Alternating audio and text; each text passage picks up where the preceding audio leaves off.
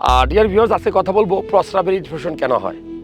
আপনার ঘন ঘন কেন প্রস্রাবের ইনফেকশন হয়? একটা মানুষের যদি ঘন ঘন প্রস্রাবের ইনফেকশন হয়, সেটা খুব গুরুত্বপূর্ণ না?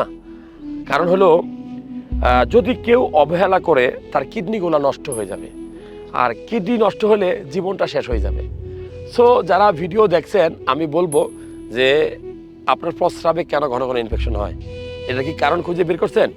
নাম্বার 1, আপনি পানির খুব কাছাকাছি থাকেন কিন্তু পানি খান না। নাম্বার 2, খুব গুরুত্বপূর্ণ মেয়েদের ক্ষেত্রে, যে মেয়েদের প্রস্রাবের রাস্তা বা জরায়ুর রাস্তা এবং পায়খানার রাস্তা সেটা খুব কাছাকাছি হওয়ার কারণে অনেক সময় এই পায়ুপথের ময়লাগুলো সামনে চলে আসে। এই জন্য মা বোনদের বেশি মানে প্রস্রাবের ইনফেকশনটা হয়।